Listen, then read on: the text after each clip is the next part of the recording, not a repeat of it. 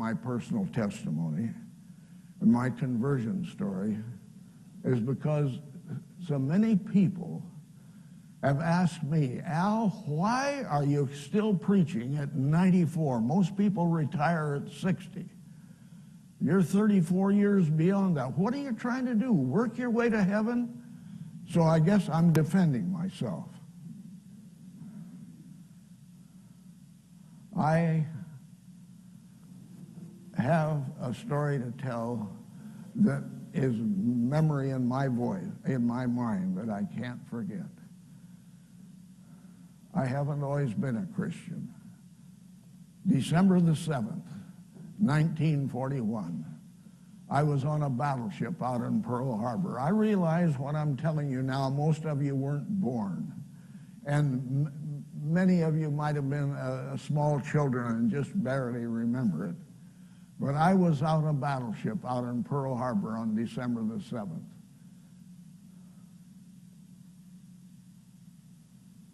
December the 6th, they told us to go into Pearl Harbor and get Christmas cards and write letters because it takes quite a while to get back.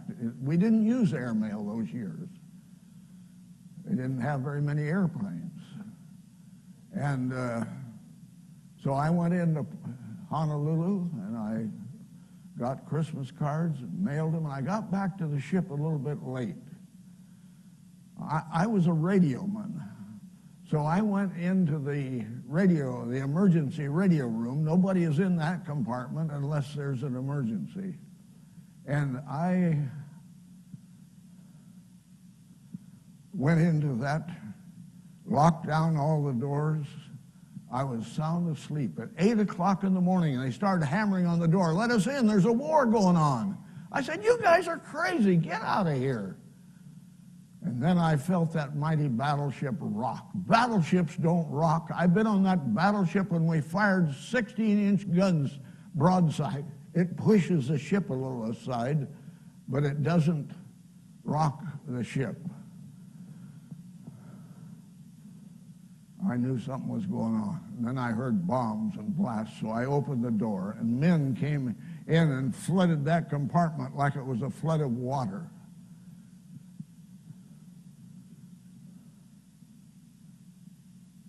180 Japanese airplanes attacked us. Can you imagine what 180 airplanes in the air looks like? You've been to an air show and they have 25. The whole sky is filled. 180. I'm surprised they didn't crash into each other. And then there was a lull, and they said, man your gas mask because they'll no doubt be back and they'll gas us. Well, I decided I'd go up on the second deck, and I got an armload of gas mask. And while I was there, I decided I'd look out the porthole to see what was going on. All I could see up and down Pearl Harbor was black smoke. I thought, wait a minute, I shouldn't be seeing anything. There was a big battleship tied up alongside of us, the same size as my ship. I was on the USS Maryland. The USS Oklahoma was tied up alongside of us. And then I looked down out of that porthole, and there the Oklahoma was upside down, just 15 minutes. Men were hammering on the hull so they could get cutting torches and cut holes and pull men out. I watched them pull many men out, tears coming down their cheeks, their arms in the air praising God that they were alive, but many didn't make it. And I was just barely being over a teenager. In those years, I was 20 years of age. It was pretty hard on me to see bodies floating in the water and parts of bodies. I quickly ran back to the emergency radio room with an armload of gas mask. And sure enough, they came again with 170 airplanes to finish off what the first ones did. Could somebody please give me a glass of water? Oh, I see, it's over here.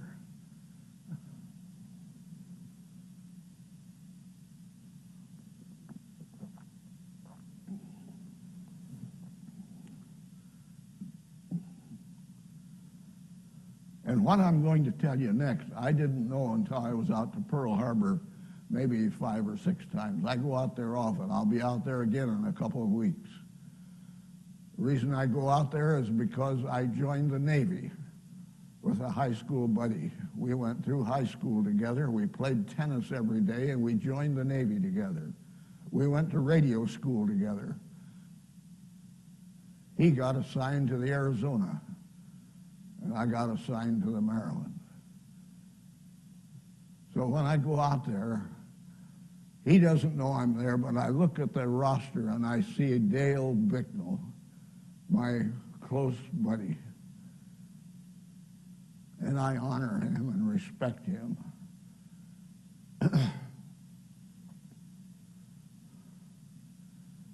Now, when I was out to Pearl Harbor at the,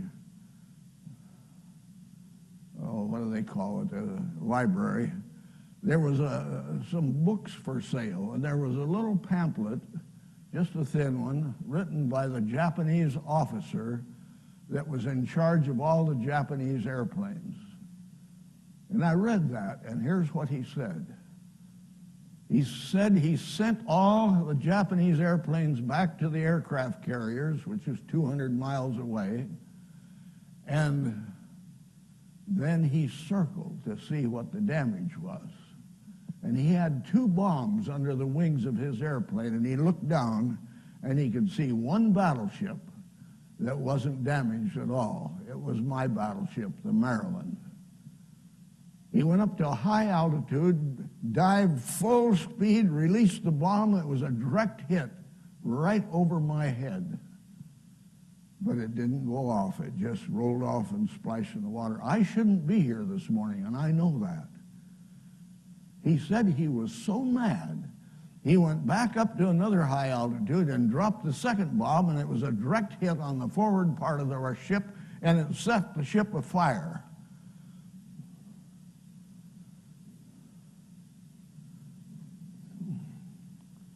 We had to quickly flood the compartments to put the fire out so that our ship wouldn't blow up like the Arizona did.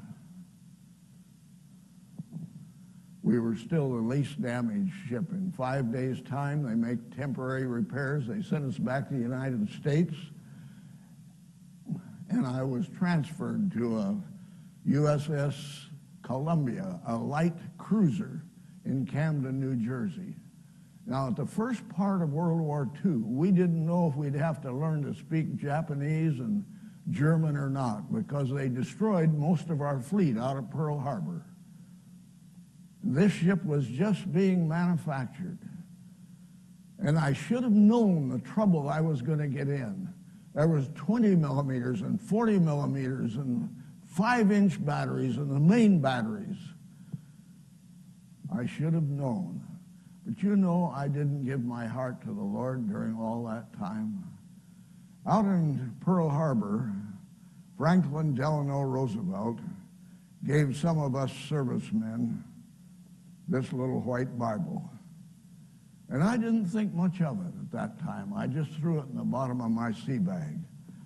What does it take to get a non-Christian interested in spiritual things?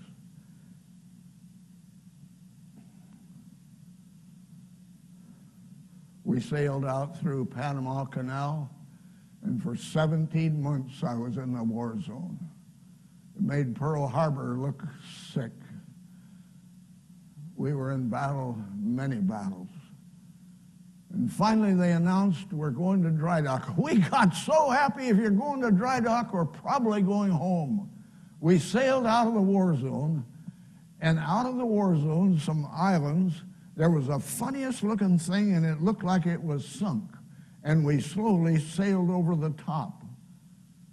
What a disappointment. They'd manufactured a floating dry dock. They hadn't even tried it out yet. They didn't know if it would lift us out of the water or not. And so they started pumping water slowly. Foot by foot by foot, we came all the way out. What a disappointment. They took the barnacles off the hull of the ship. We're out in the South Pacific, those warm waters, It gets 1.5 inches, 2 inches thick, and they took all those off so our ship could go faster in the water. And then they just manufactured a new paint to paint on the hull of the ship so it would still go faster in the water. And then they told us why they were doing this.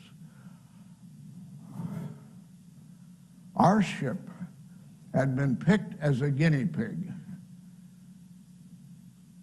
to go into a heavy fortified Japanese area, draw the attention on us so the Marines could land safely in one of the islands out in the Solomon Island area. They told us we probably couldn't survive. That's when I went down and got my Bible. And I started reading it. And I found out on my Bible that in the back of the Bible was the book of Psalms. And Psalms 57, verse 1. Be merciful unto me, O God. Be merciful unto me. For my soul trusteth in thee. Yea, the shadow of thy wings will I make my refuge until these calamities be over. I started reading things like this. And then Psalms 91:7 rings in my ears today. 1,000 shall fall at thy side, 10,000 at thy right hand, but it shall not come nigh thee.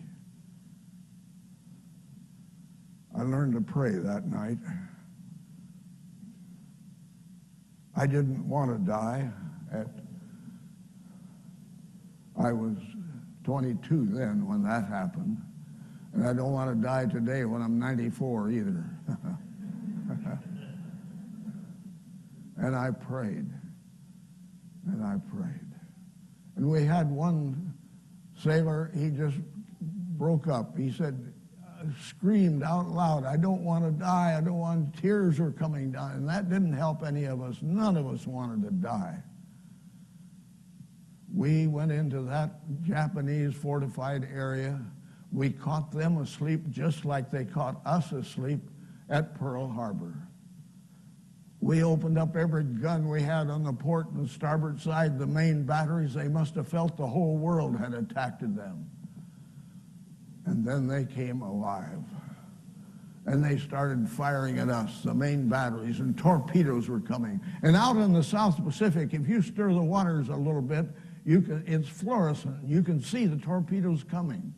And at the high speed we were traveling in that big harbor there, we were able to dodge those torpedoes. But finally they announced, there's a torpedo dead ahead. No matter which way we turn, it's going to get us. I knew what those torpedoes did. I watched the heavy cruiser, the USS Chicago, go down. When a torpedo hits those steel ships, they just go up like kindling. I knew I didn't have many more minutes left to live. Silence. I waited and waited. I could have been digging foxholes with my fingernails. That's how scared I was. And then they announced. That torpedo came in front of our ship, dived underneath the ship, went the full length, and came out. Angels know how to direct torpedoes, don't they? I shouldn't be here this morning, and I know that. We got word that we'd accomplished our task. The Marines had landed.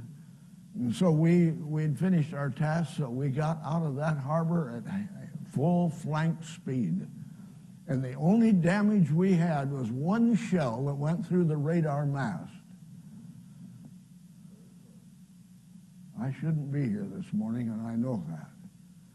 And that's why I want to serve Jesus the rest of my life.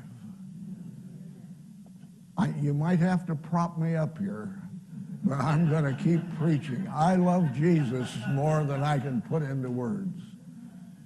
Amen. Not just for what he did for me at World War II, but for what he did for me at the cross.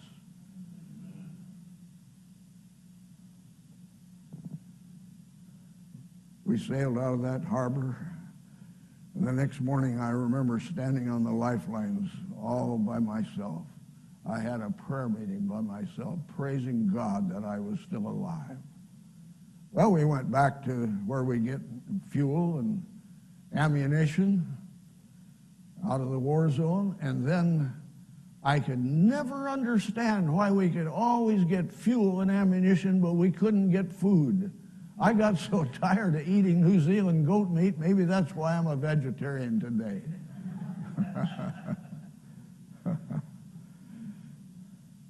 Went back into the harbor, and the captain made an announcement. He said, all hands on topside except those that are on duty. Well, I wasn't on duty, and a captain never makes this kind of announcement on a ship unless there's something serious. And I can see him yet standing up on the bridge with his megaphone shouting down at us, gentlemen, our ship has been chosen again. Oh, no. How can you keep taking this over and over and over? But he must have had a sense of humor. He said, our ship has been sent back to the United States of America. Oh, you ought to have seen the white hats that went in the air. The shouts for joy. I think they must have heard us all the way to Tokyo. Got back, and they transferred me to shore duty this time. A lighter than air blimp base like they had near Astoria. I'd worked my way up to a pretty good rank. One morning I was up on the second deck, looking down at the green grass and no more water or torpedoes coming at me, and I just froze.